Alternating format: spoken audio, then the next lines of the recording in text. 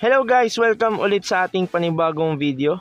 So medyo matagal-tagal ako hindi nakapag-upload, no? Pero this time, unti-untiin ko kasi inaayos ko pa yung mga upload na gagawin natin para doon sa mga topic na piniprepare ko para doon sa mga hindi nyo rin alam pa dito sa Kabal Mobile. So if you're new to this channel, please don't forget to subscribe and click nyo yung bell icon para lagi kayong notify. So ngayon, ang gagawin ko lang is magbibigay tayo ng tips, no? Doon sa isang friend natin, no? Na nagtanong, Lods, ano may bibigay mong tips for being a guild master or paano magpatakbo ng guild? So, bibigyan natin siya ng 5, no? Sa mga viewers natin na nagbabalak or planning to have a guild. So, pakinggan nyo maigi itong mga tips na ibibigay ko para mag-work yung team nyo or yung buong team or yung buong guild as one. So, let's start with number 1. Yan, expired na. So, number 1 will be the guild events. So, kung mapapansin nyo, madalas kami nagkakaroon ng guild event. So, dito yon guys. So, dito, hindi nyo makikita dyan kung ano yung nangyayari. Even dito, sa group chat, dito sa in-game, hindi dyan. Dahil meron po kaming GC. Uso na ang GC ngayon guys sa Facebook, no? Gagawa yung guild master ng GC and then everyone na nandito sa guild, ayan, kung nakikita nyo, Blader, Dark Mage, lahat sila is kasali dapat doon. Para once na merong announcement ang guild master at ang guild manager is mabilis nilang makikita at mababasa. So yun yun, no? Ang guild event, sample guild event is like magbibigay ka ng mga prize. Kunyari dito sa weekly guild rank. Sa akin kasi ang first move ko talaga dito, bigyan ng compensation rewards itong mga nasa top 10. Top 10 lang. Top 10 na players, no, dito sa guild na nag-e-effort para tumaas yung rank. Tulad nito, yan sila. Shoutout sa kanilang lahat, no. So last time nagbigay ako ng 100M each, no, sa 10 player na to. And na-receive naman nilang lahat and wala akong kulang doon, no. And tax free lahat yon. So in-announce ko rin yan dito sa ating Facebook page para kahit yung mga iba, no, makita nila na itong mga to is nag-start as free to play and then biglang medyo lumakas-lakas na sila, no, nakaka-item na rin and alam na nila yung mga ups and downs na mismong character nila. So second will be yung guild event, no, meron pa yan on ground event. So medyo mahaba-haba ng discussion yun, pero kailangan nyo maging active doon sa guild event on grounds. So number 2, GDG or yung guild dungeons, GMF or yung guild mission festival at saka yung guild runs. So saan nyo makikita yon? Dito yan guys. Ito yung guild mission festival and as GM, no, kung nagbabala ka na maging leader ng isang grupo, so kailangan mong tanggalin dito yung mga gems kasi hindi naman kayo gagastos ng gems, and especially kung mga free to play players kayo, makikita nyo yan dito. Meron dyang iba na tinanggal ko na. I-click nyo yung X, ayan yung X, and then i-delete nyo sa list nyo. So lahat sila accessible dito, kaya lahat kayo alam nyo kung ano yung papasukin ninyo as group, as a team. Dahil meron yung ranking, ayan, nakikita nyo naman sa gilid sa left side, and then ang guild score. So medyo mababa kami dahil hindi lahat active and lahat kami free to play. So medyo mahina ang firepower ng buong guild dahil nga wala pang mga mamaw dito dahil puro ano lang kami, puro tamang laro lang. So ayan yung stats guys, no. And at least meron ng mga nag-OVL. So congratulations sa kanila. So yun yung guild dungeons, dito naman siya. So kung tayong Bloody Eyes, kung kayo as guild master, no. So maganda rin ang guild dito guys. Punta kayo kay Terren entrance dito.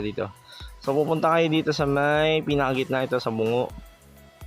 Then pag kinik nyo yan, so guild dungeon run. So ayan, nakikita nyo naman, no. So may open dungeon na. Level 4 na kasi kami guys Ayan. So pwede na tayong pumasok dyan. Change difficulty, pwede rin. So 80 gems. And the rest, ayan, no, blazing crystal required. So nasa Bloody Island din yan. And then open dungeon. Ito yung makukuha namin as a whole, no. Papasok kami dyan sooner or later. Nagpapa-item lang kami lahat para mas mabilis tumapos ng dungeon. So yun. And guild runs usually kung S2, S1 nasa sayo as leader, no. I-announce mo sa GC ninyo kung ano yung gagawin mo or gagawin ninyo. So number 3 is dapat active ka. So hindi totally active na mag-addict ka. So kailangan lang active. Ibig sabihin yung presence mo is nandoon sa guild. And look over the players. So titingnan mo yung mga nasa tulad namin na free to play players. Meron mga nag-i-startup pa lang, mga nagtatanong sa GC, and nakikita ko lahat sila sumasagot. So ibig sabihin hindi mau-OP yung bagong salta sa GC. And ang GC namin may clearing operations yan. So dinidelete namin or nire-remove namin yung mga inactive or yung tamang check lang dun sa GC, tapos hindi na mag-online, mga ganun. Kasi kailangan ng buong team nyo na lahat kayo maging active dito. Yan, kailangan lahat kayo. Makikita nyo naman yung guild member on.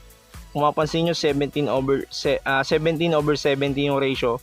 Ibig sabihin, as of the moment pa yan. Mamaya pang live yan. So, tataas yan. So, fourth on our list will be the lead the group for progress. So, ang progress na tinutukoy ko is yung ito. Yung itemization nyo, yung mga tips na hindi nyo pa alam ng mga players or ng mga members mo, i-discuss mo sa kanila tulad niyan. Tulad ng raid mastery. Ayan. Tapos yung mga certain questions na nilalapag nila or gawa ka ng poll para alam nila kung ano yung susundan nilang thread sa GC ninyo, kung paano sasagutin yung mga tanong, no? So, last on our list will be the engagement activities. So, yung engagement activities, ito yung, for example, magra-run kayo or meron kang special announcements for guild events ninyo. Tulad nung sa amin, on April 15, magla-live ako, no?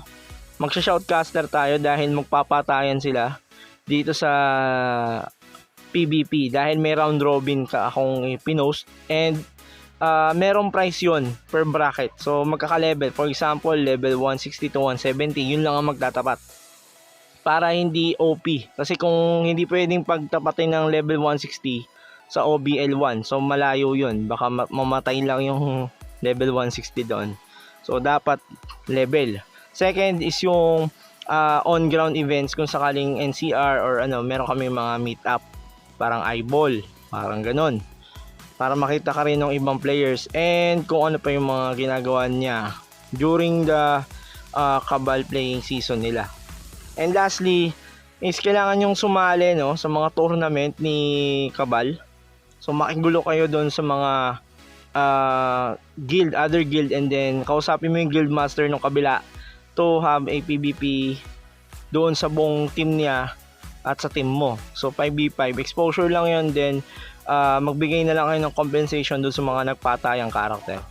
So yun lang, and sana lahat yun na na absorb nyo, no, as kung nagpaplano kayo maging guild master tulad ng ganito. Yan.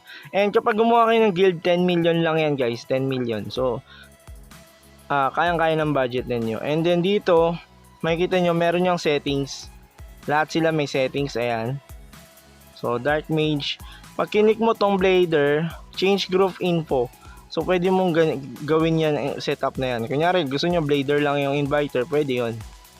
So lahat naman sila in-adjust ko na, and lahat na sila is merong guild shop. Yung iba hindi pa inviter, ito lang muna ng BL dahil mostly BL ang active sa guild. Kaya sila yung naging inviter. So yun lang, and I hope na may natutunan kayo ulit, no. So see you on the next video, guys. Bye bye.